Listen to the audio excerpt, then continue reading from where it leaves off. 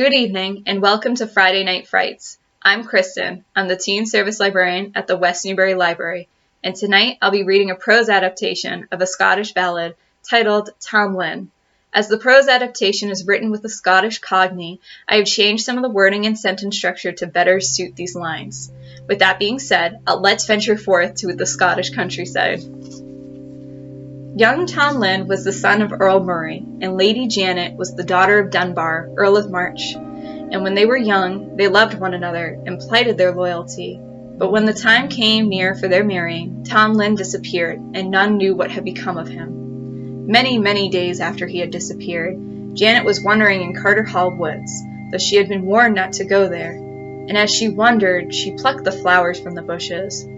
She came at last to a bush of broom and began plucking it. She had not taken more than 3 florets when Tam Lin appeared by her side. "Where did you come from, Tam Lin?" Janet said, "and why have you been away for so long?" "From Elfland I come," said Tam Lin. "The Queen of Elfland has made me her knight."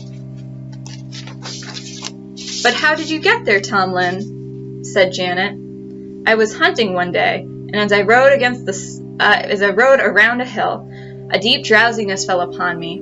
When I awoke, behold, I was in Elfland, fair as the land and gay, and I would have gladly continued on if not for you and one other thing. Every 7 years the elves paid their tithe to the nether world, and for all the Queen makes much of me, I fear it is myself that will be the tithe. Oh, can you not be saved? Tell me what I can do to save you, Tam Lin." "There is only one way to save me. Tomorrow night is Halloween, and the fairy court will then ride through England and Scotland. And if you would save me from Elfland, you must take your stand by Miles Cross between 12 and 1 o'clock at night. And with holy water in your hand, you must cast a compass all around you." "But how shall I know you, Tam Lin?" asked Lady Janet. "Amid so many knights I've never seen before." "The first court of elves that come by, let them pass. The next court you shall pay reverence to, but do not nor say not. But the third court that comes by is the chief court of them all, and at its head rides the Queen of Elfland, and by her side I shall ride upon a milk-white steed, with a star in my crown. They give me this honor as being a christened knight. Watch my hands, Janet. The right one will be gloved, but the left one will be bare, and by that token you will know me." "But how do I save you, Tam Lin?" asked Janet. "You must spring upon me suddenly, and I will fall to the ground. Then seize me quick, and whatever changes befall me, for they will exercise all their magic on me, hold me till they turn me into red-hot iron. Then cast me into this pool, and I will be turned back into a man. Cast your cloak over me, and I shall be yours, and be of this world again." So Janet promised to do all of this for Tam Lin. The next night at midnight she took her stand by Miles Cross, and cast a compass around her with holy water.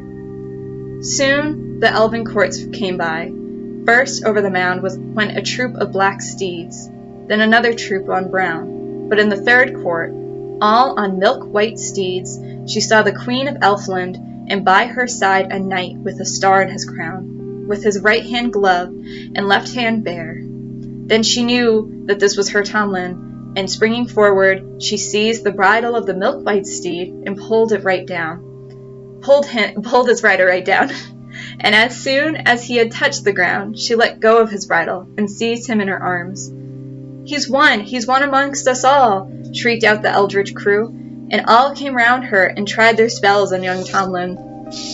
First they turned him into frozen ice in Janet's arms, then into a huge flame of roaring fire.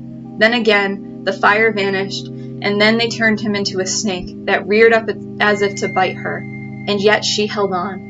Suddenly a dove was struggling in her arms and almost flew away, but still she held on. Then they turned him into a swan, but all was in vain, till at last they cast him into a red-hot glaive, and this she cast into a well of water, and then he turned back into a man. She quickly cast her cloak over him, and Tam Lin was Janet's forever. Then sang the Queen of Elfland as the court turned away and began to resume its march. "She has borrowed young Tam Lin, has gotten a stately groom.